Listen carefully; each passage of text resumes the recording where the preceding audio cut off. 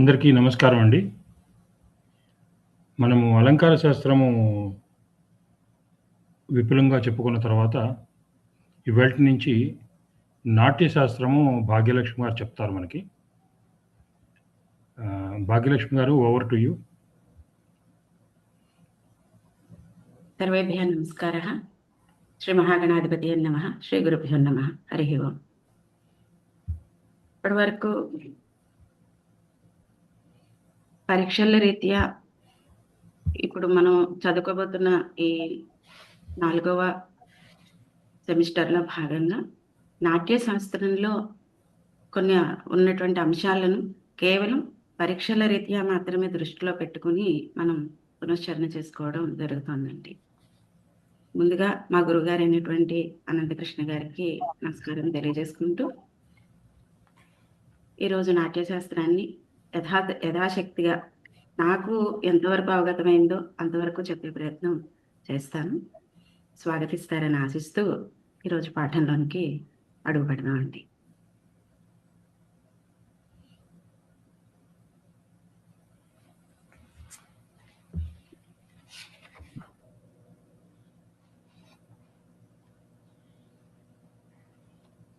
భరతముని ప్రణీతమైన నాట్యశాస్త్రం మనకు సంస్కృత అలంకార శాస్త్రాలన్నిటిలోనూ ప్రముఖమైనదిగాను విశిష్టమైనదిగాను పేర్కొనడం జరిగింది.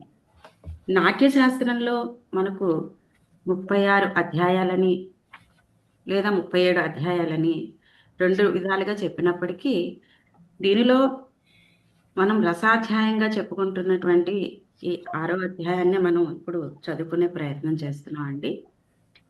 దీనిలో మనకు 6000 శ్లోకాలతో కూడుకున్నటువంటి ఈ నాట్యశాస్త్రాన్ని మనం ఇప్పుడు చూడబోతున్నాం.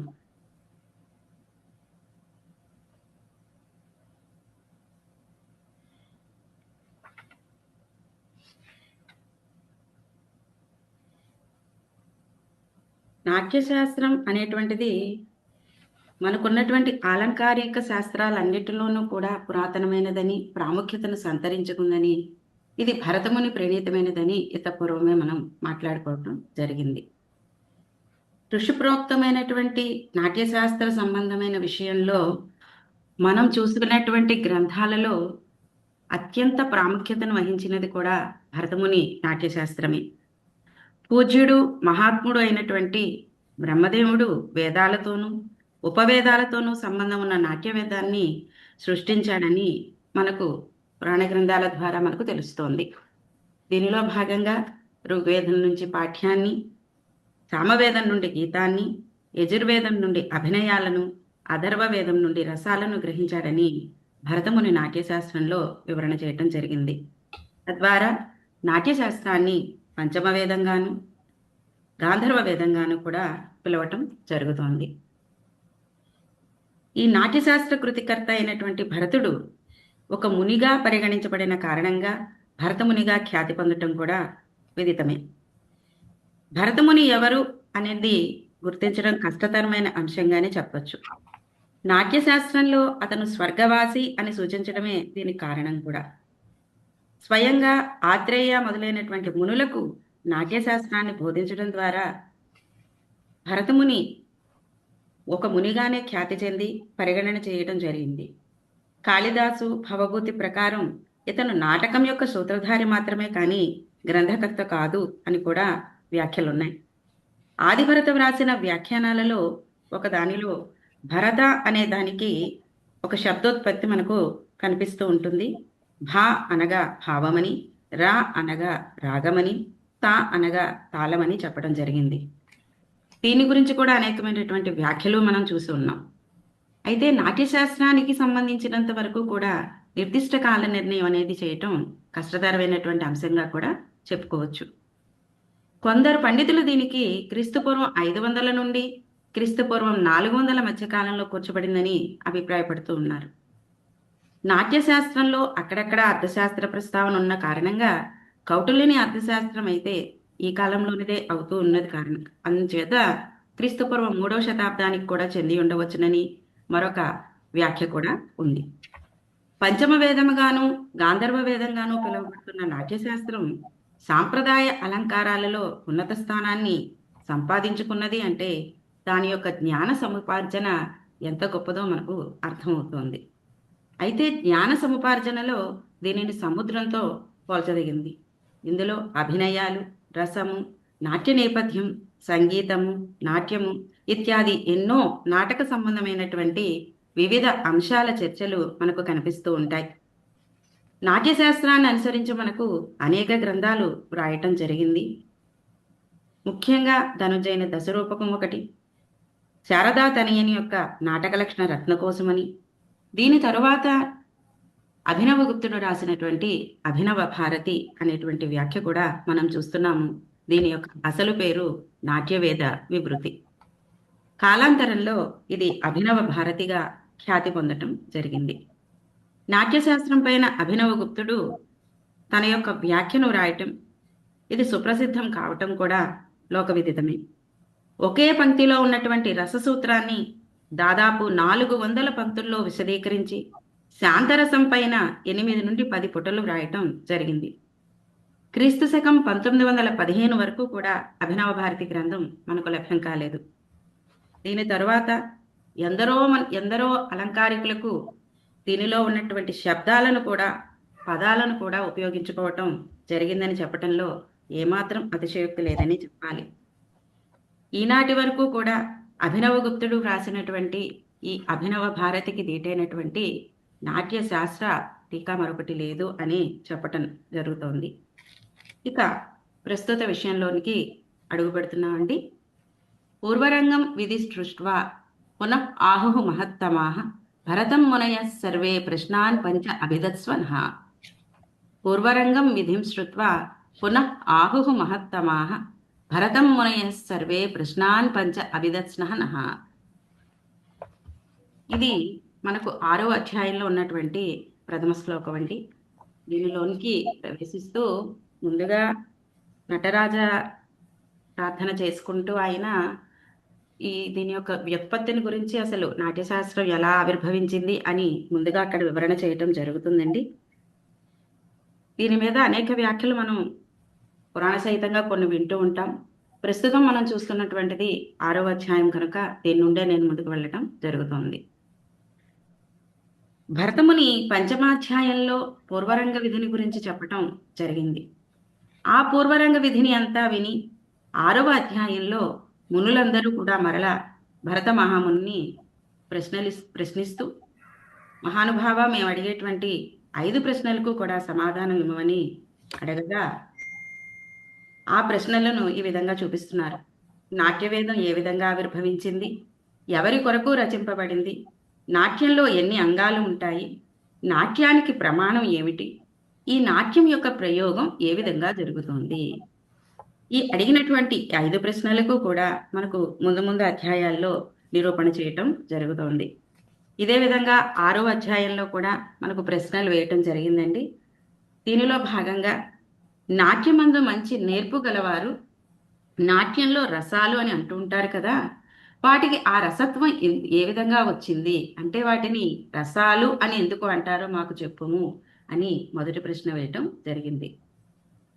భావాశ్చైవ కథం ప్రోక్తాః కిం వా తే భావయంతి అపి సంగ్రహం కారికాం చైవ నిరుక్తం చైవ తత్వతః. దీనిలో భాగంగానే ఈ రసం అంటే ఏమిటి, నాట్యంలో భావాలు ఏ విధంగా చెప్పబడ్డాయి, అవి వేటిని ప్రకాశింపచేస్తాయి, సంగ్రహం అని దేనిని అంటారు, కారిక ఏ విధంగా ఉంటుంది, నిరుక్తం అంటే ఏమిటి, వీటన్నిటి గురించి మాకు వివరించండి అని ఋషులు భరతమునిని అడగడం ద్వారా ఆయన ఇక్కడ నుంచి దానిని ఆవృతం చేసుకుంటూ వస్తున్నారు. ఇక్కడ 5 ప్రశ్నలు అడుగుతున్నట్లుగా చెప్పినప్పటికీ కూడా మనకు సుస్పష్టంగా 3 ప్రశ్నలు మాత్రమే కనబడుతూ ఉన్న కారణంగా అభినవగుప్తుని వ్యాఖ్యానుసారంగా వీటిని మనం సమన్వయం చేసుకోవాల్సి వస్తుందండి. దీనిలో భాగంగానే మనకు భావములు అంటే ఏమిటి, భావ పదానికి వ్యుత్పత్తి ఏమిటి, ఇక భావయతి అంటే ఉత్పాదింపచేసేది, వ్యాపింపచేయటం అనేటువంటి వ్యుత్పత్తిని చెప్తే అది ఏ విధంగా ఉత్పాదింపచేస్తోంది, ఏ విధంగా వ్యాప్తి చేస్తోంది, దేనిని ఉత్పాదింపచేస్తోంది, దేనిని వ్యాప్తింపజేస్తోంది. ఈ విధంగా భావానికి సంబంధించిన ప్రశ్నలు 4 అడగటం, మొట్టమొదటిగా అడిగినటువంటి రసానికి సంబంధించిన ప్రశ్న, ఇవి మొత్తంగా కలుపుకొని 5 ప్రశ్నలను మనకు ఇక్కడ చూపించటం జరిగింది. తేషాంతు వచనం శ్రుత్వా మునీనాం భరత ముని ప్రత్యువాచ పునః వాక్యం రసభావ వికల్పనం అంటూ ఈ భరతముని ఆ మునుల మాటలు విని రసములు మరియు భావముల యొక్క స్వరూప లక్షణాలను తెలుపుతూ వారితో ఈ విధంగా పలుకుతున్నాడు. తపోధనులారా, రసభావాదులకు సంబంధించినటువంటి సంగ్రహము, కారిక, నిరుక్తములను గురించి కూడా క్రమాన్ని అనుసరించి సమగ్రంగా నేను మీకు వివరిస్తాను అని చెబుతూ, ఈ నాట్యశాస్త్రం యొక్క స్వరూపం, ఈ చరమ స్వరూపం అంటే సమగ్రత్వాన్ని పొందడం ఏ విధంగా కూడా సాధ్యపడని విషయం. ఎందుచేతనంటే మనం జ్ఞానం అనేటువంటి దాన్ని ఒక సముద్రంతో ఎప్పుడూ పోలుస్తూ ఉంటాం. జ్ఞానం అనేటువంటి దానికి ఆద్యంతాలు కానీ గహనమైనటువంటి అంశాలను క్రోడీకరించుకోవటం అనేది అంత సులభ సాధ్యమైన విషయం కాదు. ఈ శాస్త్రంలో కూడా వ్యాకరణాది వివిధ శాస్త్రముల యొక్క మరియు చిత్రలేఖన, శిల్పము మొదలైనటువంటి కళలు, వాటి యొక్క అతి విస్తృతమైన అంశాలు ఎన్నో అనంతంగా ఉన్న కారణం చేత నాట్యానికి సంబంధించినటువంటి సమస్తమైన విషయాలు కూడా సమగ్రంగా మనం వివరించడం సాధ్యం కాదు. ఒక్క జ్ఞాన సముద్రపు చివరను చూడటమే సాధ్యపడని విషయం అయినప్పుడు సకల విద్యల యొక్క తత్వాన్ని కూడా తెలుసుకోవటం, దాని యొక్క అంతాలను చూడటం అన్నది ఎవరికి సాధ్యం కాని అంశంగానే ఉండిపోతుంది. కింటు అల్పసూత్ర గ్రంథార్థం అనుమాన ప్రసాదకం నాట్యస్య ప్రవక్ష్యామి రసభావాది సంగ్రహం.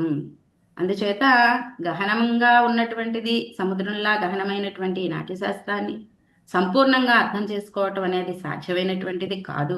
అయినప్పటికీ కూడా అల్పమైన సూత్ర రూపంలో ఉన్నటువంటి ఈ గ్రంథానికి సంబంధించినటువంటి అన్ని విషయాలను ఒక చిన్న సూత్ర రూపంలో ఉన్న గ్రంథంలోని విషయాలన్నిటినీ కూడా సూత్రంగా, ఒక చిన్న సూత్రంలోనే గహనమైన ఎంతో అంశాన్ని క్రోడీకరిస్తూ అనుమాన ప్రమాణం ద్వారా విషయాలన్నింటినీ బోధించినటువంటి, అంటే విషయ జ్ఞానానికి ఉపయోగించేటువంటి అనుమానాలను సూచించేటువంటి ఆ నాట్యానికి సంబంధించిన రసభావాదుల యొక్క సంగ్రహాన్ని మాత్రం ఇప్పుడు వివరణ చేస్తున్నాను అని చెబుతూ సంగ్రహం యొక్క లక్షణాన్ని ముందుగా పరిచయం చేస్తున్నాడు భరతముని.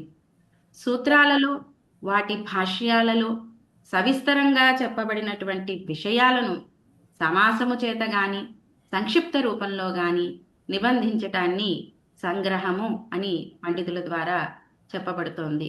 ఇదే సంగ్రహము యొక్క లక్షణము కూడా అని చెప్పబడుతోంది. విస్తరేణ ఉపదిష్టానాం అర్థానాం సూత్ర భాష్యయోః నిబంధః యః సమాసేన సంగ్రహం తం విదుః పుదాః అని వ్యాఖ్య చేశారు. సంక్షిప్త రూపంలో నిబంధించడం అంటే ఒకే చోట కూర్చడం, దానినే సంగ్రహంగా పండితుల యొక్క అభిప్రాయం కనుక దానిని అనుసరించి సంగ్రహ లక్షణాన్ని మనకు పరిచయం చేస్తూ ఇప్పుడు నాట్యవేద సంగ్రహాన్ని చెప్పబోతున్నారు. రసాః భావాహి అభినయాః ధర్మీ వృత్తి ప్రవృత్తయః సిద్ధిః స్వరాః తదాత్యోద్యం గానం రంగఃశ్చ సంగ్రహః. ఈ రసములు, భావములు, అభినయాలు, ధర్ములు, వృత్తులు, ప్రవృత్తులు, సిద్ధులు, స్వరములు, ఆతోద్యములు, గానములు, రంగములు అనేటువంటి ఈ ఏకాదశ విషయాల స్వరూపమే నాట్యవేద సంగ్రహంగా మనకు పరిచయం చేస్తున్నారు. నాట్యవేదంలో ఉన్న విషయాలన్నీ సంగ్రహంగా చెప్పాలి అంటే ఈ 11 అంశాలనే మనం క్రోడీకరించుకోవాల్సి ఉంటుంది. ఈ 11 విషయాలలోనే మనకు చర్చనీయాంశంగా మనం ముఖ్యంగా చూడవలసిన అంశాలు అభినయత్రయం. అందులో భాగంగా ఆంగికం, వాచికం, సాత్వికాభినయాలు అనేటువంటివి ఈ 3ను. ఇక గీతం, ఆతోద్యాలు 2 కలిపి నాట్యం పంచ అంగముగా భరతుని యొక్క అభిప్రాయం. ఇక కోహలుడు ఈ నాట్యాన్ని ఏకాదశాంగాత్మకంగా చెప్పటం జరిగింది. ఇది కూడా అభినవగుప్తుని టీకావాక్యంగా మనం చూడటం జరుగుతుంది.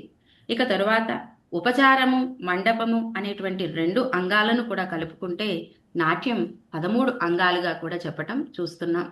ఇక అభినవ భారతి వ్యాఖ్య ప్రకారంగా తదనుగుణంగా మనకు కారిక, నిరుక్తము, తరువాత ఈ సంగ్రహ రూపంగా మనకు చెబుతానంటూ సంగ్రహాన్ని పరిచయం చేసిన తర్వాత ఇప్పుడు కారిక, నిఘంటు అంటే నిరుక్త రూపంలో దీన్ని ఏ విధంగా పరిచయం చేశారో ఇప్పుడు చూడబోతున్నామండి. అల్పాభిధానేన అర్థః యః సమాసేన ఉచ్యతే బుధైః సూత్రతః సాతు విజ్ఞేయా కారికా అర్థప్రదర్శిని. ఒక అర్థం తక్కువ పదాలతో సంక్షిప్తంగా పండితుల చేత ఏదైతే చెప్పబడుతోందో అది కూడా సూత్ర రూపంలో కానీ శ్లోక రూపంలో కానీ ఒక అర్థం తక్కువ పదాలతో సంక్షిప్తంగా పండితుల చేత ఏదైతే చెప్పబడుతోందో ఆ అర్థాన్ని ప్రదర్శించే సూత్రాన్ని లేదా శ్లోకాన్ని మనము కారిక అని అంటున్నాము. సంక్షిప్తంగా అంటే అర్థ వివరణాత్మకమైన వాచకముగా ఉండేది సూత్రరూప వాచక శ్లోకము. ఇది ఒక విధంగా మనం సూత్రరూప వాచక శ్లోకం అని కూడా చెప్పడం జరుగుతుందండి. ఇక సంక్షిప్తార్థాత్మకంగా ఉండేది రెండవ అర్థంగా ఇక్కడ మనకు చెప్పడం జరిగింది. అంటే నానా రూపాలుగా ఉండే లక్ష్యాలన్నిటినీ కూడా సంక్షిప్తంగా సంగ్రహిస్తూ తక్కువ శబ్దాలు కలిగింది ఏదైతే ఉందో దాన్నే మనం సూత్రము అన్నాం. దాన్ని ఆశ్రయించే ఒక అర్థం అనేటువంటిది నిరూపించడం జరుగుతుంది. ఆ అర్థం కారిక అని జ్ఞప్తికి అది ఈ అర్థం ఏదైతే ఉందో కారిక అని ఏదైతే మనం చెప్తున్నామో అది జ్ఞప్తికి సాధకంగా మారుతుంది. అనేక విధ లక్ష్యాలను ఇది స్ఫురింపజేస్తూ ఉంటుంది. ఇటువంటి అర్థాలను సూత్రీకరిస్తుంది కనుక సూత్రము కూడా కారకమే అవుతుంది. ఆ సూత్రాన్ని అనుసరించే పఠించే శ్లోకం కూడా కారికే అవుతుంది. అంటే దీనిలో మనం 4 అంశాలు చూసుకున్నామండి. లక్షణ రూపమైన అర్థమే కారిక అంటున్నాము. లక్షణ రూపమైన అర్థానికి వాచకమగు సూత్రమే కారిక అంటున్నాము. ఆ సూత్రోద్దేశాన్ని అనుపఠితమగు శ్లోకమే కారిక అంటున్నాం. ఇక జ్ఞప్తికి సాధకం కారిక అన్నాం. ఇలా 4 అంశాలు కారిక గురించి వివరించిన తరువాత నిఘంటు గురించి చెబుతున్నారు.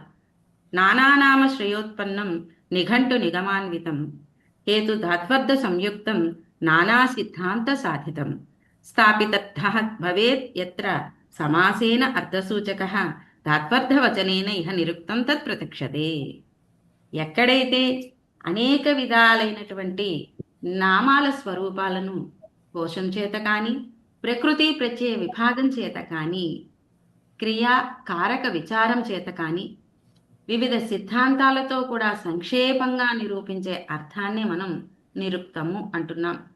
ధాత్వర్ధ వివేచన చేయటంతో సంగ్రహంగా అర్థాన్ని నిర్ణయించి చెప్పటమే నిరుక్తము అని ఇక్కడ భావన.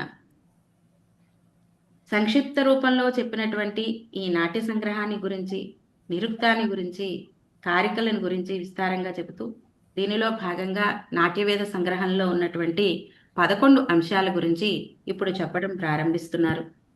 ముందుగా దీనిలో రసముల గురించి వివరణ చేస్తున్నారు.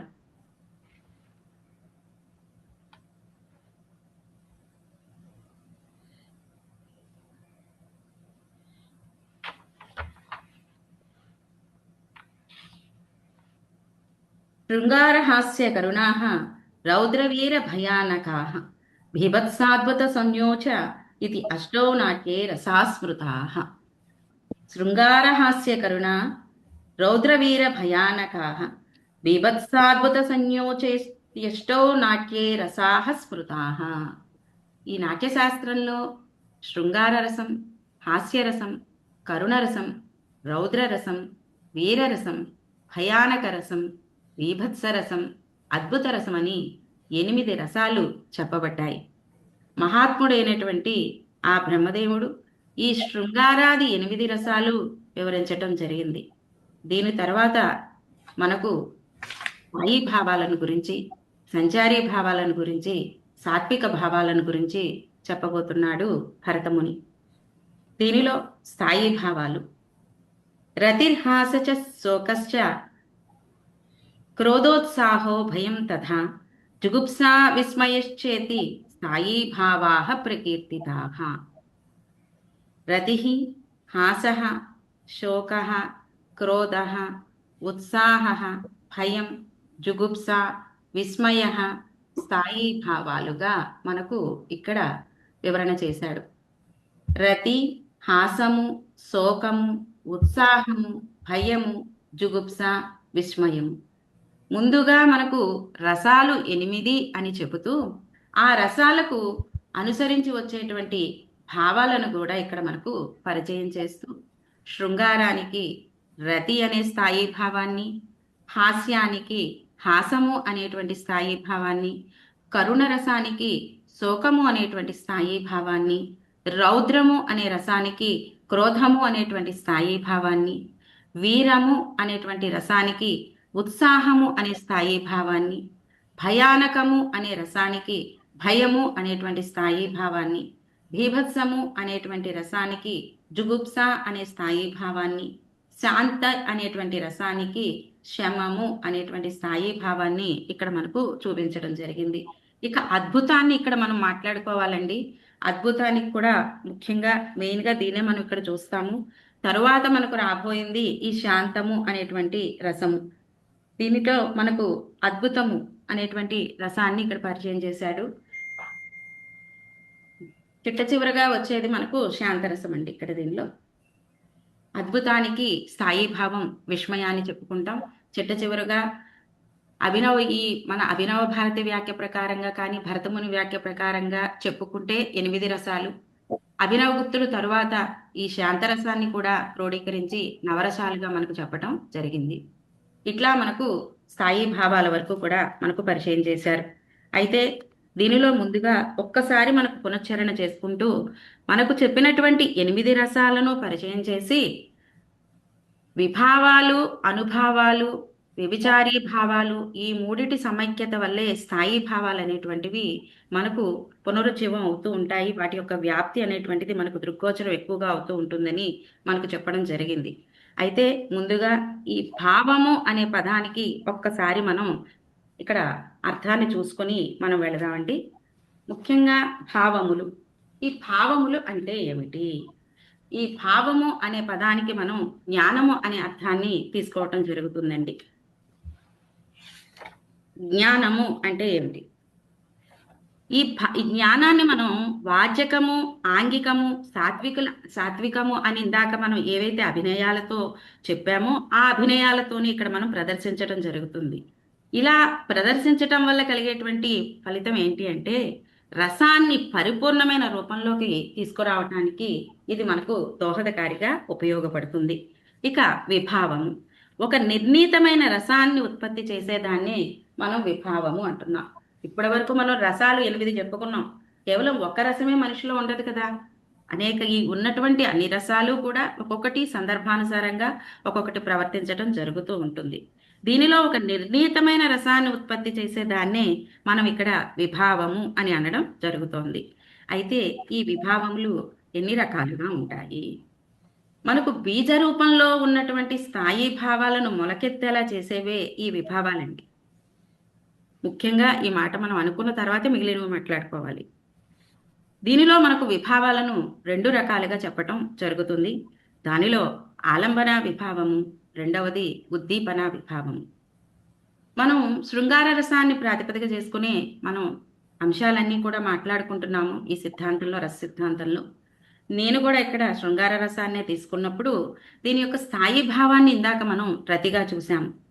దీనిలో మనకు ఆలంబన విభావం ఏమిటి అన్నది ఆలోచిస్తే ప్రేయసీ ప్రియుల మధ్య కలిగేటువంటి రతి ఏదైతే ఉందో దానికి ఎవరు కారణము అనుకుంటే ప్రేయసిలో ఉన్నటువంటి రతిభావం కలగటానికి ప్రియుడు కారణమైతే ప్రియునిలో రతిభావం కలగటానికి ప్రేయసి కారణమవుతుంది.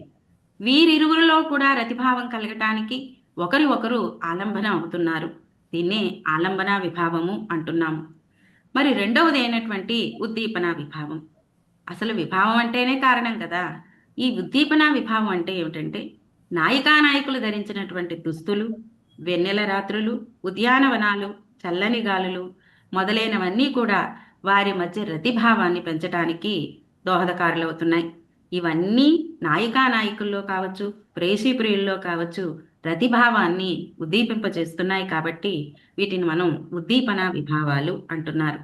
ఇంకా లోతుగా వెళితే కరుణరసాన్ని తీసుకుంటే కనుక ఆత్మీయులు మరణించటం, తీవ్ర కష్టాలు కలిగించడం అనేటువంటివి ఏవైతే ఉన్నాయో అవి ఆలంబన విభావాలు. ఇక వారికి సంబంధించిన వస్తువులను చూడటం కానీ, వాటికి సంబంధించిన కష్టాలను వినటం కానీ ఇత్యాదులన్నీ కూడా మనని బాధను కలిగిస్తూ ఉంటాయి కనుక, అంటే మనకు బాధను మరింతగా పెంచుతూ ఉంటాయి కనుక అవి ఉద్దీపన విభావాలుగా చెప్పడం జరిగింది. ఇదే విధంగా రౌద్రరసాన్ని తీసుకున్నాం అనుకోండి, దీనిలో భాగంగానే మనకు అపకారం చేసిన వ్యక్తులు ఏమవుతారంటే ఆలంబన విభావాలు అవుతారు. ఇక వారు చేసిన అపకారం కావచ్చు, దానికి సంబంధించిన విషయాలు కావచ్చు, పనులు కావచ్చు, ఇవన్నీ కూడా ఉద్దీపన విభావాలుగా వస్తాయి. ఇక అద్భుత రసాన్ని తీసుకున్నట్లయితే మనకు ఆశ్చర్యాన్ని కలిగించడానికి ఏది ఆలంబన అవుతుందో అదే ఆలంబన విభావం. ఉదాహరణకు మనకు బాలకృష్ణుని నోటిలోని సకల చరాచర జగత్తును చూసినప్పుడు పరమాశ్చర్యం కలిగింది యశోదకు. అలా ఆమెకు ఆశ్చర్యం కలగటానికి ఆలంబన ఏమిటి? కృష్ణుడి యొక్క వదనం. ఇదే ఆమెకు ఆలంబన విభావమైంది. ఆయన నోటిలో ఆమెకు ఏదైతే కనిపించిందో, ఆ లోకాలైతే ఏవైతే ఉన్నాయో ఆమె యొక్క ఆశ్చర్యాన్ని ఉద్దీపింపజేస్తున్నాయి కనుక ఇవి ఉద్దీపన విభావాలుగా మనం చెప్పటం జరిగింది. ఇలా సన్నివేశాన్ని బట్టి అనేక విభావాల ద్వారా మనకు స్థాయి భావాలు అనేటువంటివి మొలకెత్తడం అనేది జరుగుతుంది. అంటే ఏమిటి? ప్రేక్షకుల్లో స్థాయి భావాలు కలిగించడానికి మనకు ఏవి కారణమవుతున్నాయి అంటే విభావాలే కారణమవుతున్నాయి. విభావాల వల్ల ప్రేరేపించబడి ఈ స్థాయి భావాలకు అనుభావాల వల్ల స్పష్టత అనేటువంటిది రావటం జరుగుతుంది. ఈ అనుభావాలు అంటే ఏమిటి? వీటి గురించి కొంచెం మాట్లాడుకుందాం. శృంగారం విషయాన్ని ఇప్పుడు తీసుకున్నాం మనం. ఈ ప్రేయసీ ప్రియులు ఒకరినొకరు కళ్ళార్పకుండా చూసుకోవటం, ఓరగా చూసుకోవటం, వాటి వల్ల మనకు వారి మధ్య ప్రేమ పుట్టింది అనేటువంటి విషయం మనకు స్పష్టత వస్తుంది. అలా వారిరువురు ఒకరినొకరు చూసుకోవటం అనేది మనకు అనుభవం అవుతుంది. ప్రియుడికి సంబంధించిన మాటలు ఆసక్తితో వినటం, కనుబొమ్మలు ఎగురువేయటం ఇత్యాదులన్నీ కూడా మనకు అనుభవాలుగానే చెప్తాం శృంగార రసం విషయంలో. ఇదే రౌద్రాన్ని తీసుకోండి. పళ్ళు పటపటా కొరగటం, ఏదైనా ఆయుధాన్ని వెంటనే తీసుకోవటం, పరుషంగా మాట్లాడటం, వేగంగా నిట్టూర్పులు విడవటం ఇత్యాదులన్నీ కూడా అనుభవాలుగానే రావటం జరుగుతుంది. అంటే ఏమిటి? ఒక వ్యక్తిలో కోపం వచ్చిందని మనకు ఎలా తెలుస్తాయి? ఈ చేష్టల ద్వారా మనకు అవగతమవుతూ ఉంటుంది. ఇదే విధంగా కరుణరసాన్ని కూడా తీసుకుంటే కన్నీళ్లు కార్చటం, నేల మీద పడిపోవటం, శోకించడం ఇత్యాదులన్నీ కూడా అనుభవాలుగానే ఉన్నాయి.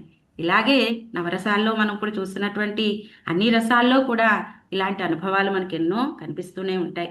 అయితే వీటిలో అత్యంత కీలకమైనవి, రసోత్పాదనకు అత్యంత అనుకూలమైన అనుభవాలు మనకు 8 ఉంటాయి.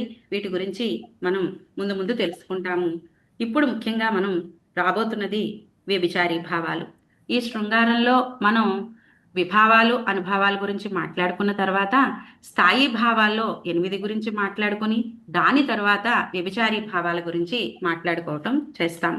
ముందుగా మనం మాట్లాడుకున్నప్పుడు శృంగారం నుంచి మనం 8 రకాలైనటువంటి స్థాయి భావాల గురించి చెప్పడం జరిగింది. వాటిల్లో రతి, హాసము, శోకము ఇత్యాదులన్నీ కూడా మనం మాట్లాడుకున్నాం. ఇప్పుడు వీటి గురించి కొంత వివరణ తీసుకుందాము. దీనిలో ముఖ్యంగా ఈ స్థాయి భావాలు అంటే ఏమిటి? స్థిరంగా ఉండేవి కనుక వీటిని మనం స్థాయి భావాలుగా చెప్పుకోవటం చేస్తున్నాము. ఈ స్థాయి భావాలు అనేవి విభావాల ఆలంబనగా మొలకెత్తి అనుభవాల ద్వారా స్పష్టత పొంది సంచారీ భావాల సహాయంతో వృద్ధిని పొంది ప్రేక్షకుడికి రసానందాన్ని కలిగిస్తాయి. అయితే ఇందులో ఈ విభావాలు అనేవి మనం స్థాయి భావాల తరువాత వచ్చే క్రమంలో చూస్తామండి. కానీ వీటిని వృద్ధి పొందింపజేసేవి కూడా ఈ వ్యభిచారీ భావాలు కూడా కాబట్టి వీటి యొక్క అంశాన్ని ఇక్కడ చెప్పటం జరిగింది. స్థిరంగా ఉండేవి కనుక స్థాయి భావాలు అనుకుంటున్నాం. ఇవి ప్రతి మనిషిలోనూ కూడా ఎప్పుడూ ఉండేవే, కానీ అవి నిద్రాణమైపోయి ఉంటాయి. ఇవి సందర్భానుసారంగా మాత్రమే బయటకు రావటం జరుగుతూ ఉంటుంది. ముందుగా మనం శృంగారానికి స్థాయి భావంగా రతి గురించి మాట్లాడుకున్నాం. భార్యాభర్తల మధ్య కానీ ప్రేయసీ ప్రియుల మధ్య కానీ ఒకరిపై ఒకరికి కలిగేటువంటి అనురాగం ఏదైతే ఉందో అది రతి అనే స్థాయి భావం. ఇక రెండవది హాస్యము అనే రసం. దీని నుండి వచ్చేటువంటి స్థాయి భావమే హాసము. ఎవరైనా చిత్రంగా మాట్లాడుతున్నా, చిత్రంగా ప్రవర్తిస్తున్నా, చిత్రమైన బట్టలు వేసుకున్నా వారిని చూసినప్పుడు మనకు నవ్వొస్తూ ఉంటుంది. దీన్నే హాసము అనేటువంటి స్థాయి భావంగా చెప్తాము. ఇక మూడవది కరుణ. దీని యొక్క స్థాయి భావం శోకంగా మనం చెప్పడం జరిగింది. మనం ప్రేమించేవారు కానీ ఆప్తులు కానీ దూరమైన లేదా మరణించిన మనకు తట్టుకోలేనంత దుఃఖం వస్తూ ఉంటుంది. ఇదే శోకము అనేటువంటి స్థాయి భావము. ఇక రౌద్రము, మనకు తెలిసిన వారు, ఆత్మబంధువులు, ప్రాణమిత్రులు ఎవరైనా చెప్పలేనంత కష్టాన్ని గురి చేస్తే అట్టి వారి మీద మనకు తీవ్రమైన కోపం రావటం జరుగుతూ ఉంటుంది. ఈ రౌద్రం నుంచి వచ్చేటువంటి స్థాయి భావమే క్రోధంగా మనం చెప్పుకుంటున్నాం. ఇక తరువాత వచ్చేటువంటిది వీరం. ఈ వీరరసానికి స్థాయి భావం ఉత్సాహము. ఒక్కొక్కసారి మనకు ఎంతో ఉత్సాహంతో, గొప్ప ఉత్సాహంతో ఎవరూ చేయలేనటువంటి పనులు చేయాలి అని తోస్తూ ఉంటుంది. ఇలా అనిపించటాన్నే మనం ఉత్సాహం అనే స్థాయి భావంగా చెప్తున్నాము. ఇక తరువాతదు భయానకం. దీని నుంచి వచ్చేటువంటిదే భయము అనేటువంటి స్థాయి భావం. ఏ క్రూర మృగాన్ని కానీ విషసర్పాలను కానీ చూసినప్పుడు ప్రాణానికి హాని కలుగుతుందేమో అనేటువంటి భయం కలుగుతూ ఉంటుంది. అదే భయము అనేటువంటి స్థాయి భావము. ఇక బీభత్సము. ఈ బీభత్సానికి స్థాయి భావము జుగుప్స. కొన్ని రకాల పదార్థాలను కానీ సన్నివేశాలను కానీ చర్యలను కానీ చూసినప్పుడు మనకు అసహ్య భావన కలుగుతూ ఉంటుంది. దీన్నే జుగుప్స అని చెప్తూ ఉంటాం. ఇదే జుగుప్స అనేటువంటి స్థాయి భావము. ఇక అద్భుతము. ఈ అద్భుత రసానికి స్థాయి భావము విస్మయం. మనం ఇతపూర్వం ఎన్నడూ చూడని సన్నివేశాలు చూసినా, కొన్ని సంఘటనల గురించి విన్నా మనకు చెప్పలేనంత ఆశ్చర్యం కలుగుతూ ఉంటుంది. అదే విస్మయము అనేటువంటి స్థాయి భావం. ఇది మనం భరతముని ప్రకారంగా మనం చూసినటువంటి 8 రసాలకు సంబంధించినది. తరువాత కాలంలో మనకు శాంతరసాన్ని కూడా చేర్చడం చేత దీని స్థాయి భావంగా శమము అనేదాన్ని మనం చూడటం జరిగింది. ఒక్కొక్కసారి మనకు మనసులో ఏదీ శాశ్వతము కాదు అన్న భావంతో, వైరాగ్యంతో పరమ ప్రశాంతంగా ఉండటం జరుగుతూ ఉంటుంది. ఇదే శమము అనేటువంటి స్థాయి భావంగా చెప్పడం జరుగుతుంది. ఇలాంటి రత్యాది స్థాయి భావాలన్నీ కూడా మనకు అనుభావ సంచారీ భావాల సహాయంతో ఈ స్థాయి భావాల నుండే శృంగార హాస్యాలు, ఈ రసాల నుండి మనకు ఈ స్థాయి భావాలు అనేటువంటివి ఉత్పన్నం కావటం మనం ఇప్పుడు చూడటం జరిగింది. దీని తర్వాత మనం చూడబోతున్నవి వ్యభిచారీ భావాలండి. ఇవి మనకు పరిచయం చేస్తున్నారు భరతముని. భరతముని నాట్యశాస్త్రం ప్రకారం రసాన్ని పుష్టి చేయటానికి స్థాయి భావాల చుట్టూ తాత్కాలికంగా సంచరించేటువంటి 33 చిత్తవృత్తులు మనకు పరిచయం చేశారు. వీటినే మనం వ్యభిచారీ భావాలు లేదా సంచారీ భావాలు అంటున్నాం. ఎందుచేత అంటే ఇవి స్థిరంగా ఉండవు. నీటి బుడగల వలె మరియు సముద్ర తరంగాల వలె ఇవి వచ్చి పోవటం జరుగుతూ ఉంటుంది. సార్ నెక్స్ట్ స్లైడ్ కొంచెం పెట్టరా సార్. వ్యభిచారీ భావాలు.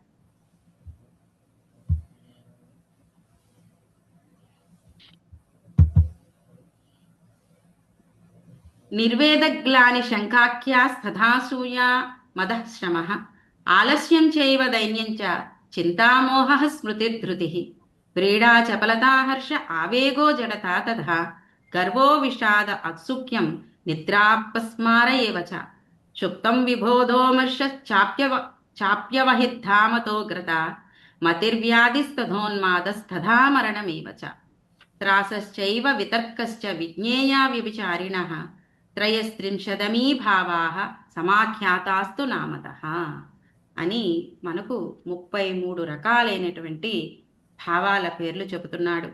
నిర్వేదం, గ్లాని, శంక, అసూయ, మదం, శ్రమ, ఆలస్యం, దైన్యం, చింత, మోహం, స్మృతి, ధృతి, వ్రీడ, చపలత్వం, హర్షం, ఆవేగం, జడత్వం, గర్వం, విషాదం, ఔత్సుక్యం, నిద్ర, అపస్మారం, సుప్తం, విబోధం, అమర్షం, అవహిద్దం, ఉన్మాదం, మరణం, త్రాసం, వితర్కం ఇవి వ్యభిచారీ భావాలుగా మనకు 33టిని మనకు పరిచయం చేయటం జరిగింది.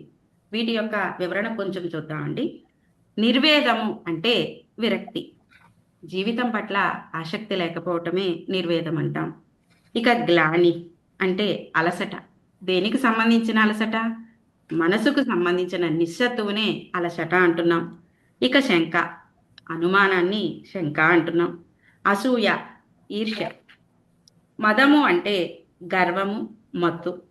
శ్రమ అనగా శారీరకమైన అలసట. ఇక ఆలస్యము అంటే సొమ్మసిల్లటం, సోమరితనం. దైన్యం అనగా దీనస్థితి, అవమాన భావం. చింత అనగా ఆలోచన, ఆందోళన. మోహం అనగా మూర్ఛ, అవివేకము. స్మృతి అనగా జ్ఞాపకం. ధృతి అనగా ధైర్యము, స్థైర్యము. వ్రీడ అనగా సిగ్గు. చపలత అనగా అశాంతి, స్థిరత్వము లేకపోవటం. హర్షము అనగా ఆనందం. ఆవేగము అనగా అకస్మాత్తుగా ఉవ్వెత్తున ఎగిసి వచ్చేటువంటి భావోద్వేగం ఏదైతే ఉందో దాన్నే ఆవేగం అంటున్నాం. ఇక జడత, దీన్ని మౌఢ్యము, స్తబ్దత అని కూడా వ్యవహరిస్తూ ఉంటాం. ఇక గర్వము అంటే అహంకారం. తరువాతది విషాదం, అంటే దుఃఖము, నిరాశ ఏదైతే ఉందో దాన్ని మనం విషాదంగా చెప్తున్నాం. ఆత్మోత్సుక్యత అంటే ఉత్కంఠ, తీవ్రమైన ఆసక్తి. ఇక నిద్ర అనగా నిద్ర. అపస్మారము అంటే మూర్ఛ లేదా స్పృహ కోల్పోయినటువంటి స్థితిని మనం అపస్మారంగా చెబుతున్నాం. ఇక సుప్తి అనగా గాఢ నిద్ర. విబోధము అనగా మేలుకొనడం, స్పృహ పొందటం. అమర్ష అనగా అసహనం, కోపానికి ఉండేటువంటి అంచు, దాన్నే మనం అమర్షము అని చెప్తున్నాం. ఇక అవహిత అంటే నిజమైన భారాన్ని దాచటం. మనం లోపల మనసులో ఒక భావం ఉంటుందండి, ఆ భారాన్ని బయటకు కక్కనీయకుండా అణిచిపెడుతూ ఉంటాం. ఇక ఉగ్రత, తీవ్రమైన కోపం. మతి అనగా బుద్ధి, ఆలోచన శక్తి. వ్యాధి అనగా రోగం. ఉన్మాదం అనగా పిచ్చితనం. ప్రళయం అనగా పూర్తిగా కృంగిపోవటం, శక్తి నష్టం. ఇక భయం అనగా భయం. మరణం అనగా మరణ భావన లేదా మరణావస్థ. ఇవి అన్నీ కూడా మనకు వ్యభిచారి భావాలుగా మనం చెప్పుకోవటం జరిగింది. ఈ 33 కూడా మనకు వ్యభిచారి భావాలలో భాగమండి.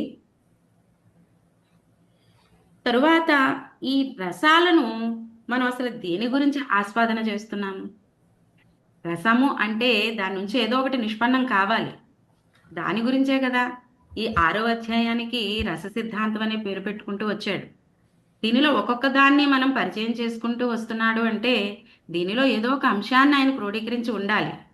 దానిలో నాకు ఇక్కడ ఒక చిన్న భావన అర్థమయ్యి అసలు దీన్ని ఎందుకోసం ప్రతిపాదన చేస్తున్నాడు, ఈ రసాలు ఉండాలి, స్థాయి భావాలు ఉండాలి, ఇవన్నీ కూడా దేనికోసం చెప్తున్నాడు అనేవి చూసినప్పుడు నాకు అర్థమైన విషయం ఏంటంటే, రస్యతే ఇది రసహ అనేటువంటి వ్యాఖ్య ఒకటి చేశారు కదా. మనకు ఈ శృంగారాది ఇత్యాది రసాలు కలవడం, వీటి ద్వారా మనకు కొన్ని స్థాయి భావాలు ఏర్పడటం, దాని నుంచి మనకు కొన్ని సంచారీ భావాలు లేదా ఈ వ్యభిచారీ భావాలను ఇక్కడ పరిచయం చేస్తూ వచ్చారు. వీటి నుంచి రసము నుండి ఏది ఉత్పన్నం అవుతోంది అంటే అది ఆనందాన్ని ఆస్వాదిస్తున్నాం కాబట్టి దాన్ని రసం అంటున్నాం అని చెప్పుకున్నాం. అయితే ఆనందమే రసమని కొంతమంది వ్యాఖ్యానం చేయటం కూడా జరిగింది.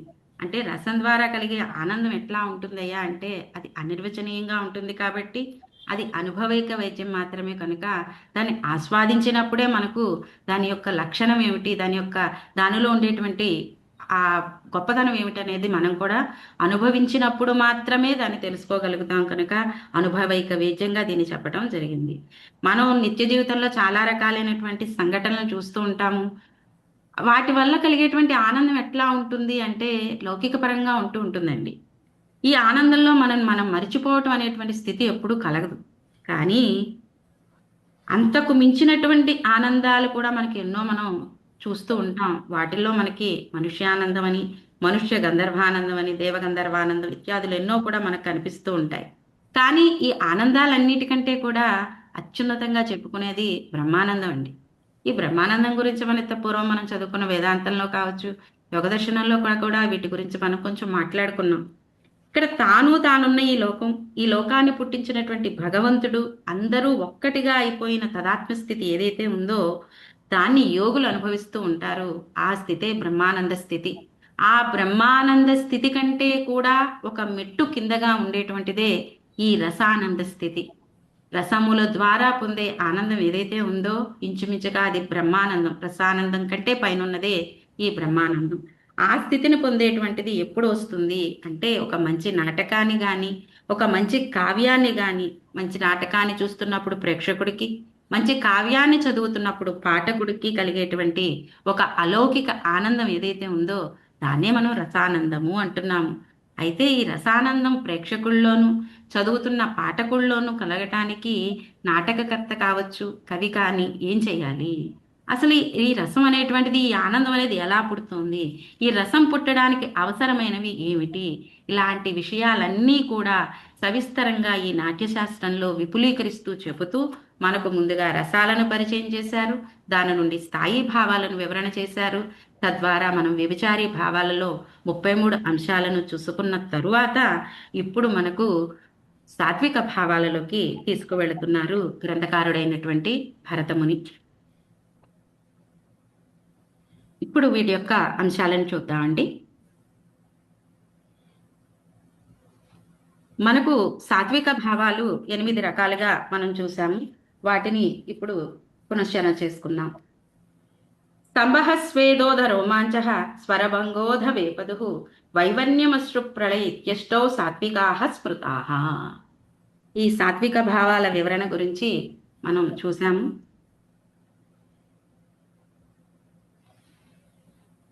నాట్యానికి భావము, అభినయము, రసాలు ప్రధానంగా ఉంటాయి. ఈ భావము, రసము అనేటువంటివి పరస్పర దోహదకారులు. అంటే భావం లేనిదే రస నిష్పత్తి లేదు. తీసుకున్న భావాన్ని అంగ, ప్రత్యంగ, ఉపాంగ చలన విన్యాసాల ద్వారా వ్యక్తపరిచి స్థాయి భావంలో రసోత్పత్తిని కలుగజేయవలసి ఉంటుంది. ఇక భావము అనే శబ్దానికి చూస్తే మనసులోని దృఢ నిశ్చయమును వ్యక్తం చేయటం ఏదైతే ఉంటుందో దాన్నే భావము అన్నాం. నిర్వికారాత్మకమైన చిత్తంలో సుఖదుఖాలకు సంబంధించి కలిగేటువంటి ప్రథమ వికారము లేదా చిత్త వృత్తి విశేషాన్నే మనం భావము అంటున్నాం. ఈ భావము అనే పదానికి సంక్షిప్తంగా జ్ఞానము అనే అర్థాన్ని చెప్పుకున్నాం. భావింప చేస్తోంది కనుక భావము అని భావపదానికి వ్యుత్పత్తి ఉంది.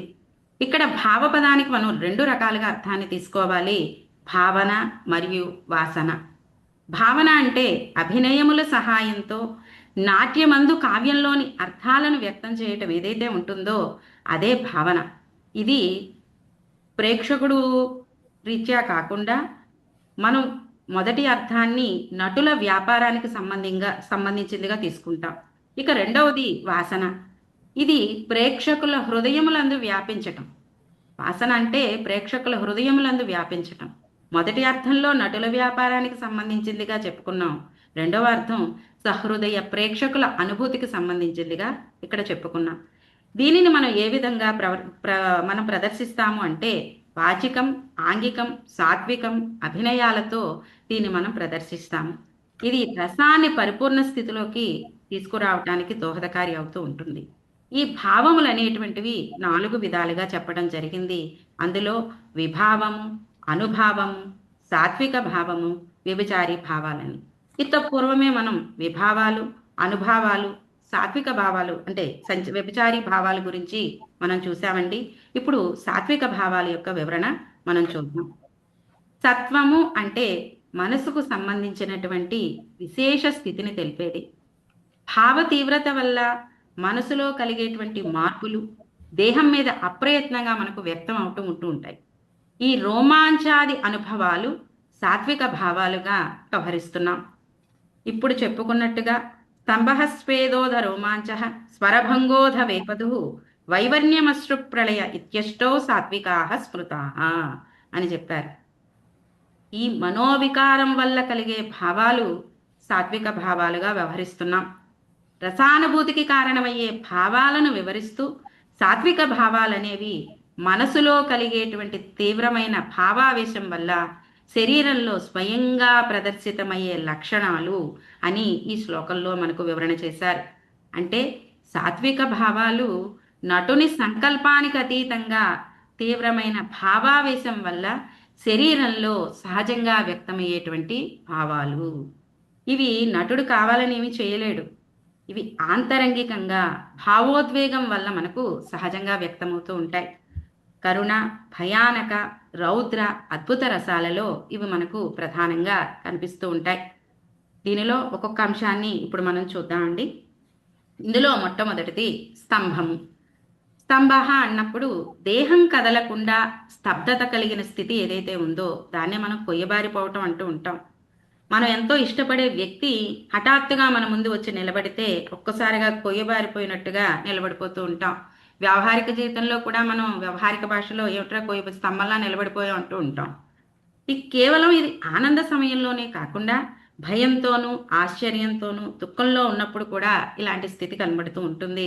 దీన్నే స్తంభము అన్నాం. ఇక రెండవది స్వేదము.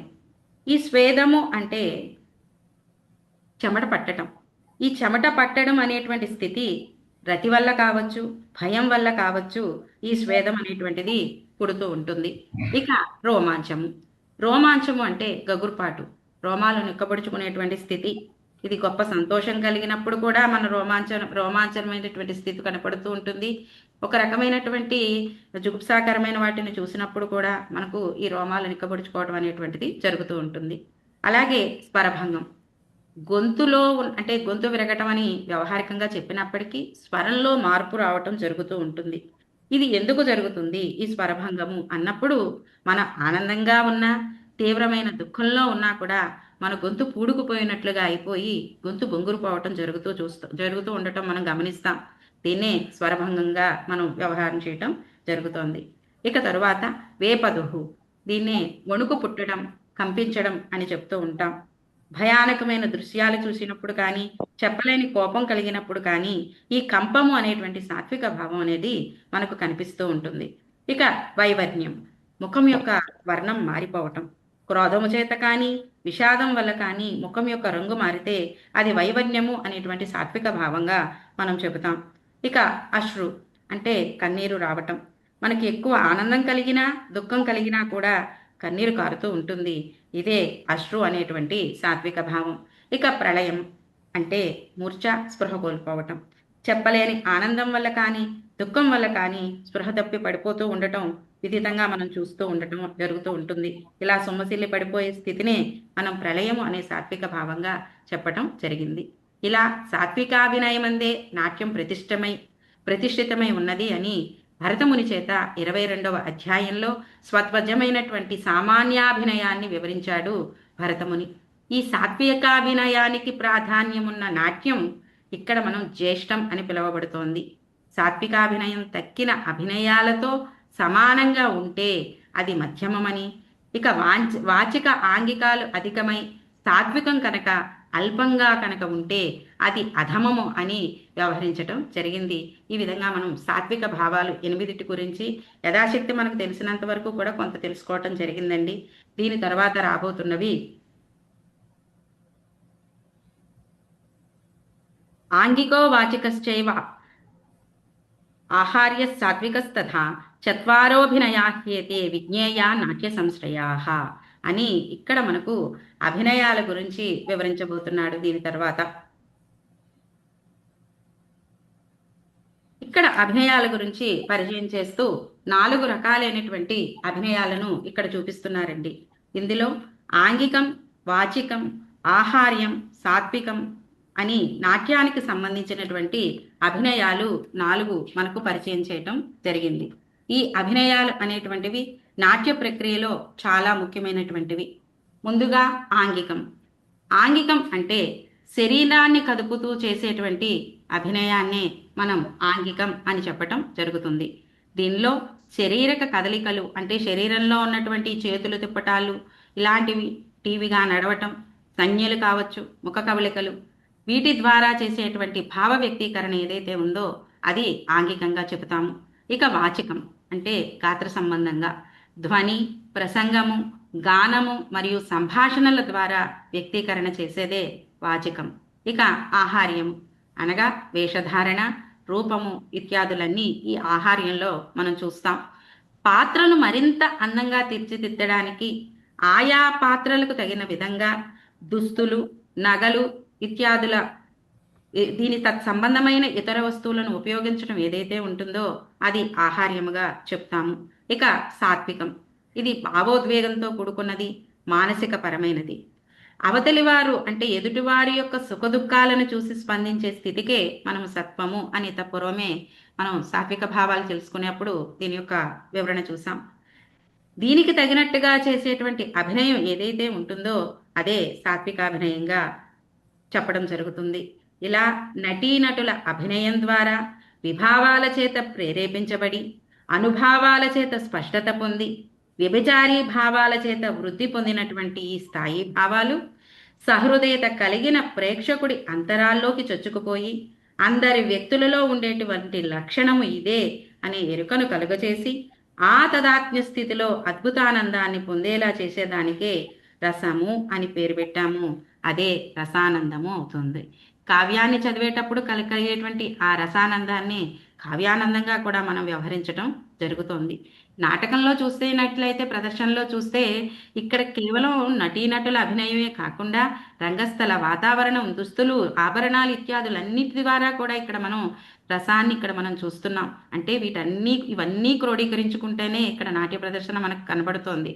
ఇక కావ్యంలో చూసినట్లయితే ఏకోబద్ధంగా కవి ఒక్కడే ఉండి ఆ సన్నివేశ వైచిత్ర్యాన్ని కావచ్చు, పాత్ర యొక్క స్వరూప స్వభావాన్ని కావచ్చు, వర్ణనా సామర్థ్యాన్ని కూడా తానొక్కడే అయ్యి ఏకఛత్రాధిపత్యంగా కవి అక్కడ సామర్థ్యాన్ని చూపిస్తాడు. కనుక కవిత్వము అంటే కావ్యం ద్వారా కూడా మనం రసానందాన్ని పొందటం జరుగుతోంది. దాన్నే మనం కావ్యానందంగా చెప్పుకున్నాం. ఇలా ఒక రసానందాన్ని కలిగించే కావ్యాన్ని వ్రాయాలంటే, రచించాలి అంటే కవికి ఎంతో ప్రతిభ, నేర్పు, శాస్త్రజ్ఞానం, అభ్యాసం ఇవన్నీ కూడా ఉండి తీరాలి. ఈ అంశాన్ని మనం ఇంత పూర్వం కావ్యప్రకాశం చదువుకున్నప్పుడు కూడా ఒక కవికి కావలసిన లక్షణాలను గురించి అక్కడ మనం తెలుసుకోవటం జరిగింది. అవే ప్రతిభా, వ్యుత్పత్తి, అభ్యాసం అని అక్కడ తెలుసుకున్నాం.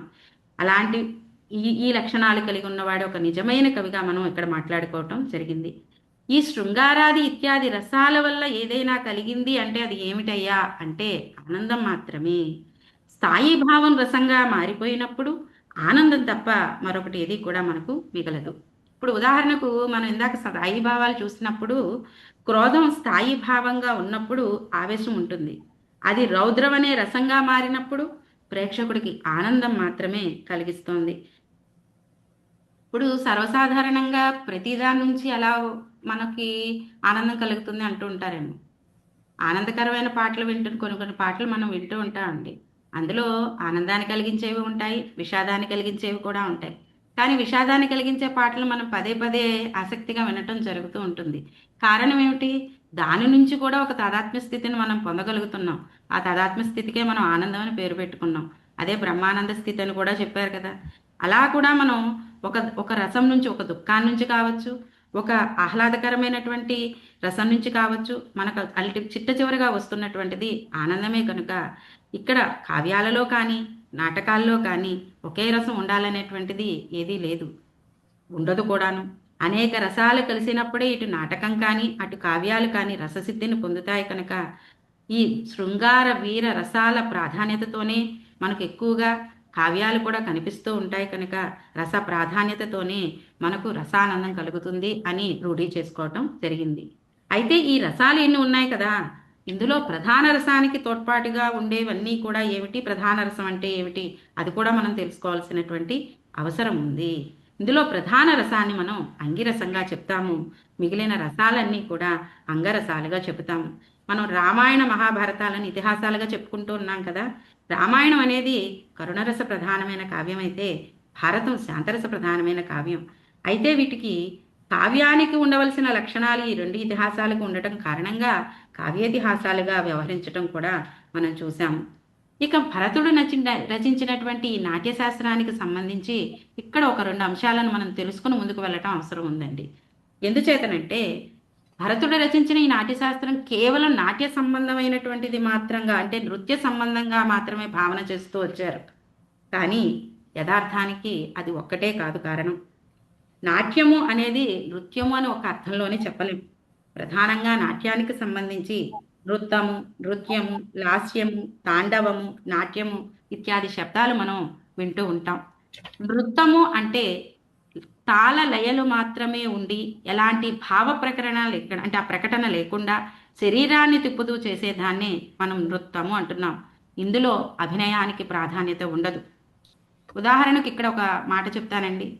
మనకు ఒక జర్మన్ మహాకవి గోధే అనేటువంటి వారు అభిజ్ఞాన శాకుంతలం అనేటువంటి సంస్కృత నాటకాన్ని సంస్కృతంలోనే చదివి, కాళిదాసు చేత రచించబడిన ఈ నాటకాన్ని సంస్కృతంలోనే చదివి ఆ ఆనందాన్ని పొంది నృత్యము చేశాడు అని ఒక వ్యాఖ్య ఉంది.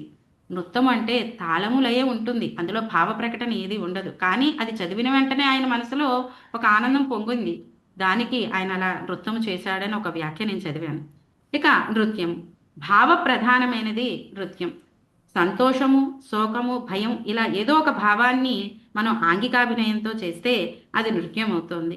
ఉదాహరణకు మనం జయదేవుని అష్టపదులు కావచ్చు, క్షేత్రయ్య పదాలు కావచ్చు, ఈ రీతిలోనే మనం అభినయం చేస్తూ ఉండటం చూస్తాం. ఇందులో మనకు వాచికాభినయానికి ప్రాధాన్యత ఉండదండి. ఇక తాండవం, ఈ నృత్యము కానీ చాలా ఉద్గతితో కనుక సాగితే దాన్ని మనం తాండవము అంటున్నాం. ఈ తాండవము అనేది శివుడు పరమపిత అయిన జగత్పిత అయినటువంటి పరమేశ్వరుడు చేసేది తాండవం. కానీ జగతపితరో వందే పార్వతీ పరమేశ్వరు అని మనం మాట్లాడుకుంటాం కనుక జగన్మాత అయిన పార్వతీదేవి చేసేది లాస్యం. లాస్యం అనేటువంటిది లలితంగా సుకుమారంగా అభినయిస్తే దాన్ని లాస్యంగా చెప్పాం. ఈ తాండవము లాస్యము రెండూ కూడా కలిసి చిట్ట చివరగా ఒక రూపాంతరం చెందితే అది నాట్యంగా మనం చెప్పుకున్నాం. మనకి కావ్యాల్లో రాముడు సీత, అర్జునుడు ద్రౌపది, దుష్యంతుడు శకుంతల ఇలా మనం నాయికా నాయకులుగా మనం పెట్టుకుని ప్రదర్శన చేయటం జరుగుతోంది. రచిస్తున్నప్పుడు కవి కావచ్చు, ప్రదర్శిస్తున్నప్పుడు నటీనటులు కావచ్చు, చిట్ట చివరి వారు సాధించవలసింది ఏమిటి? ఒక పాఠకుడిగా సహృదయుడైన ప్రేక్షకుడికి రసానందాన్ని కలిగించటం. అక్కడ కావ్యానందాన్ని కలిగించటం, ఇక్కడ రసానందాన్ని కలిగించటం. ఇది ఎప్పుడు సాధ్యపడుతుంది అంటే ఒక కవి తాను రాస్తున్నటువంటి రచన ద్వారా సహృదయుడు మనసును దోచుకోవటం, తాను రచించినటువంటి ఆ కావ్యాన్ని ప్రదర్శిస్తున్న సందర్భంలో సహృదయుడు మనసులో ఆ రసానందాన్ని కల్పించడం అనేటువంటిదే ఇక్కడ ముఖ్యమైన ప్రక్రియ కనుక దీన్నే నాట్యంగా పేరు చెబుతూ ఈ నాట్యాన్ని తర్వాత కాలంలో రూపకంగా అనేక విధాలుగా ఇది పరిణితి పొందటం జరిగింది. ఇవన్నీ కూడా మనం ఎందుకు మాట్లాడుకోవాల్సి వచ్చిందంటే ఇది ఒకదానికొకటి లింకప్ అవుతూ రావటం జరగడం కారణంగా దీన్ని కొంత ప్రస్తావన చేశానండి. దీని తర్వాత మనం మాట్లాడుకోబోతున్నవి ఈ అభినయాల తర్వాత ధర్ములు అనే వాటి గురించి ఇప్పుడు చెప్తున్నాడు. లోకధర్మి, నాట్యధర్మి. భాగ్యలక్ష్మి గారు చెప్పండి సార్. 6 అయిపోయింది, 6:02 అయింది సార్. ఇప్పుడు మిగిలినవి ఈ సంగ్రహాలు ధర్ములు ఇవన్నీ కూడా ఇంకా మనకి కొన్ని ఉన్నాయి, రంగం వరకు ఉన్నాయి. అవును సార్. ఇప్పుడు అవ్వవు కాబట్టి మిగిలినవి ధర్ముల నుంచి రంగముల వరకు రేపు చెప్పుకుందామా? అట్లాగే సార్, యాజ్ యువర్ విష్. ఎందుకంటే ఇప్పుడు చెప్తూ పోతుంటే మీరు టైం చూడడం లేదేమో. 6 దాటిందండి, అందుకని ఇక్కడ క్లోజ్ చేసుకుందాము. Okay sir. రేపు ధర్ముల నుంచి చెప్పుకుందాం. రేపు ఆదివారం ఉంటుందండి? రేపు లేదండి, ఎల్లుండి సోమవారం. ఓకే, సోమవారం ఉంటుంది. ఓకే సరే అండి. ఎంత అద్భుతంగా చెప్పారంటే భాగ్యలక్ష్మి గారు, నాకు రసానందము బ్రహ్మానందము ఇక్కడే కలిగిందండి. ధన్యవాదాలు సార్. చాలా చాలా ఆనందంగా ఉంది. అనర్గళంగా ఎందుకు అంటే ఒక నాట్యకారిణి చెప్తున్నారా లేదా ఒక నాటకకర్త చెప్తున్నారా అన్నట్టుగా చాలా అద్భుతంగా స్థాయి భావాలు అయితే అసలు ఆ ఎగ్జాంపుల్స్ కానీ అవన్నీ చాలా బాగున్నాయండి. చాలా బాగుంది. చాలా ఆవిడ అక్కడ అనుభవిస్తూ చెప్పారండి. అవునండి చాలా బాగుంది. కాదు, మేము అందుకోలేకపోయాం మధ్య మధ్యలో శ్లోకాలు అవి. అయితే ఆవిడ అనర్గళంగా అన్నమాట, అసలు కంఠోపాఠం నాట్యశాస్త్రం అన్నట్టుగా చెప్తున్నారు. భాగ్యలక్ష్మి గారు అభినందనలు. ధన్యవాదాలమ్మా. చాలా బాగా చెప్పారండి, అభినందనలు. ధన్యవాదాలమ్మా. ధన్యవాదాలు. రసానందం కలిగిందండి, మాకు ఇక్కడ రసానందం కలిగిందండి చాలా బాగా. ఎందుచేతన దీన్ని కొంచెం నేను విపులంగా చెప్పాలనుకున్నానంటే మనకు నాట్యశాస్త్రం అనేది మనం పూర్తిగా ఒక పేపర్ రాస్తున్నాం కదా సార్. ఇది ఇప్పటి వరకు మనం చాలా క్లాసులు ఇది వినే ఉన్నారు. అంటే నేను ఈ ప్రయత్నం ఎందుకు చేశాను అంటే పరీక్షల రీత్యా దీన్ని ఏ విధంగా అడిగేటువంటి అవకాశం ఉందో మనకు తెలియదు, దేన్ని అంశంగా తీసుకొని చెప్తారో కూడా తెలియదు కనుక నాకు తెలిసిన కొంచెం పరిజ్ఞానంలో కొంత చదివిన వాటి ద్వారా మీకు కొంచెం విపులంగా చెప్తే మహా అయితే ఒక క్లాసు మనకు ఎక్స్ట్రా పడుతుంది, కానీ చెప్పేదే కొంచెం విపులంగా చెప్పుకుంటే బాగుంటుందేమో అని ఒక భావనతో కొంచెం నేను విపులీకరిస్తూ వెళ్ళాను సార్. టైం చూడలేదండి. ఒక రసాధ్యాయం చెప్పడం అనేటటువంటి చాలా కష్టం అండి, ఎందుకంటే ఇవన్నీ ముందు అధ్యాయాల నుంచి లింకప్ అయి ఉంటాయి. ఒక్క రసాధ్యాయం డైరెక్ట్ గా మీరు నవరసాల గురించి ఎక్స్ప్లెయిన్ చేసేసినంత మాత్రాన వీలవదు. మనకి సిలబస్ పరంగా అది ఇచ్చినప్పటికీ కూడా ఉమ్. కొంత బాగా అర్థం కావాలి అంటే మిగిలిన అధ్యాయాల నుంచి కూడా క్రోడీకరించి చెప్పవలసిన అవసరం ఉంది కాబట్టి మీరు ఆ రకంగా తీసుకుని చెప్తున్నారని నేను భావిస్తున్నాను.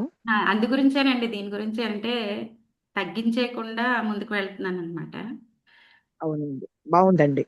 చాలా బాగుంది చాలా భాగ్యలక్ష్మి గారు. బాగుందండి స్టార్టింగ్ నుంచి భాగ్యలక్ష్మి ఎక్కడ గారు, చాలా బాగా చెప్పారు. కంటిన్యూటీగా ఇంట్రెస్టింగ్ గానే తీసుకెళ్లారు ప్రతి టాపిక్. మేము బుక్ చూసుకుంటూ ఉన్నాము, మీరు చెప్పిన స్లైడ్స్ చూస్తూ ఉన్నాము, చూపిస్తున్నవి ఇంట్రెస్టింగ్ గా ఉంది. నేను నోట్ చేసుకున్న దానిలో ప్రకారంగా ఈ సాత్విక భావాలకి వాణి మేడం చెప్పింది ఒక బస్సు యాక్సిడెంట్ ని వివరించడం అనేది తీసుకుంటే ఎగ్జాంపుల్ కింద అన్ని పాయింట్లు గుర్తు పెట్టుకోగలం అని చెప్పారు.